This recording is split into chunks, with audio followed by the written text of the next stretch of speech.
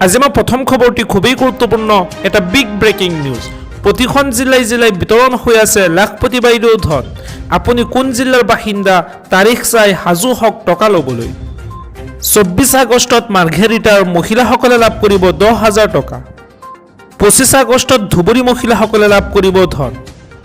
1 ছেপ্টেম্বৰত পাথাৰকান্দিৰ মহিলাসকলে মুখ্যমন্ত্ৰী উদ্যমিতা আঁচনি 10,000 টকা লাভ কৰিব। 2 ছেপ্টেম্বৰত হোজাইৰ মহিলাসকলে লাভ কৰিব ধন। 3 ছেপ্টেম্বৰত জালুকবাৰী আৰু লাহৰীঘাটৰ মহিলাসকলে লাভ কৰিব ধন।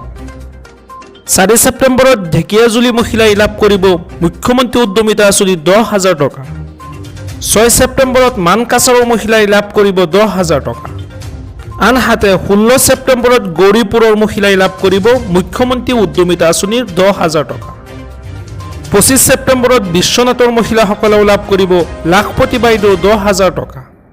26 ছেপ্টেম্বৰত জোনাইৰ মহিলাসকলেও লাভ কৰিব ধনৰাশি। ইয়াৰ পৰৱৰ্তী খবৰটি খুবেই গুৰুত্বপূৰ্ণ এটা বিগ ব্ৰেকিং নিউজ।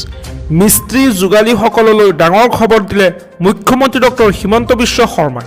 শীঘ্ৰেই কৰক এই আঁচনিৰ বাবে আবেদন। হয় দৰ্শকসকল, পকা মিস্ত্ৰী, কাঠ মিস্ত্ৰী, ৰং মিস্ত্ৰী আৰু যোগালীসকললৈ ডাঙৰ খবৰ দিলে ৰাজ্য চৰকাৰে। এইবাৰ নিৰ্মাণ কাৰ্যৰ লগত জড়িত থকা শ্ৰমিকৰ একাউণ্টত সুৰাসুৰে সোমাব ধন। এই আঁচনিৰ ধন পাবলৈ শীঘ্ৰেই কৰক আবেদন। এই আঁচনিৰ ধনৰাশি পাবলৈ প্ৰথমতে নিৰ্মাণ সখী পৰ্টেলৰ জৰিয়তে কৰিব পাৰিব আবেদন। যিকোনো নিৰ্মাণ কাৰ্যৰ লগত জড়িত শ্ৰমিকসকলক ৰাজ্য চৰকাৰে প্ৰদান কৰিব ধন। এই আঁচনি লাভ কৰিবলৈ হ'লে আধাৰ আৰু ই শ্ৰম কাৰ্ড শীঘ্ৰেই লিংক কৰিব লাগিব। আধাৰৰ সৈতে ই শ্ৰম কাৰ্ড লিংক কৰাসকলে লাভ কৰিব এই আঁচনিৰ ধন। এই আঁচনিৰ ধন লাভ কৰিবলৈ হ'লে আধাৰ কাৰ্ড, পান কাৰ্ড, আয়ৰ প্ৰমাণ পত্ৰ লাগিব। আবেদন পত্ৰৰ সৈতে দিব লাগিব কেইবিধমান নথি পত্ৰ আৰু লগতে এখন ফটো, বেংক একাউণ্ট নম্বৰ আৰু এক্টিভ মোবাইল নম্বৰ প্ৰয়োজন হ'ব। এই আঁচনিৰ বিষয়ে আৰু অধিক জানিবলৈ হ'লে শ্ৰমিকসকলক যোগাযোগ কৰিব পাৰিব PFCৰ সৈতে। আজি আমাৰ পৰৱৰ্তী খবৰটো এটা গুৰুত্বপূৰ্ণ খবৰ, এটা বিগ ব্ৰেকিং নিউজ। চৰকাৰে বিনামূলীয়াকৈ দিয়া ঘৰৰ বাবে শীঘ্ৰেই আবেদন কৰক। পাব বিনামূলীয়াকৈ বিজুলী। আবেদনৰ বাবে কি কি নথি পত্ৰ লাগিব সকলো তথ্য জনাইছে চৰকাৰে। প্ৰধানমন্ত্ৰী সূৰ্য ঘৰ আঁচনি আৰু বিনামূলীয়া বিজুলী। এই আঁচনিৰ জৰিয়তে লাভ কৰিব বিনামূলীয়া ঘৰ আৰু বিজুলী। সূৰ্য ঘৰ লাভ কৰা প্ৰতিটো পৰিয়ালে লগাব লাগিব চলাৰ পেনেল। নগৰৰ পৰা গাঁও অঞ্চললৈকে সকলো লোকে লাভ কৰিব এই ঘৰ। সূৰ্য ঘৰ আঁচনিৰ বাবে ধাৰ্য কৰা হৈছে ৭৫,০০০ কোটি টকা আৰু লগতে 1 কোটি হিতাধিকাৰীয়ে লাভ কৰিব ৩০০ ইউনিট পৰ্যন্ত বিনামূলীয়া বিজুলী। এই আঁচনিৰ বাবে লাগিব আপোনাক কেইবাটাও নথি পত্ৰ। প্ৰথম অৱস্থাত আপুনি ৰাজ্যৰ নাম বাছনি কৰিব লাগিব আৰু ইয়াৰ পিছত আপুনি বাছনি কৰিব লাগিব বিদ্যুৎ যোগান ধৰা কোম্পানীৰ নাম।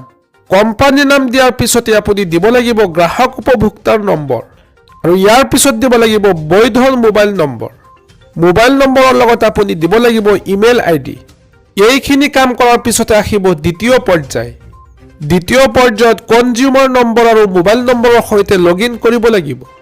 ইয়াৰ পিছতে আপুনি আবেদন কৰিব লাগিব ৰুফটপ প্ৰপত্ৰ। এইখিনি কৰাৰ পিছত আহিব তৃতীয় পৰ্যায়। তৃতীয়, চতুৰ্থ আৰু পঞ্চম পৰ্যায়ৰ পিছত আপুনি লাভ কৰিব এক ৰিপৰ্ট। এই ৰিপৰ্টৰ সৈতে আপুনি পৰ্টেলত আপলোড কৰিব লাগিব বেংকৰ এখন বাতিল কৰা চেক।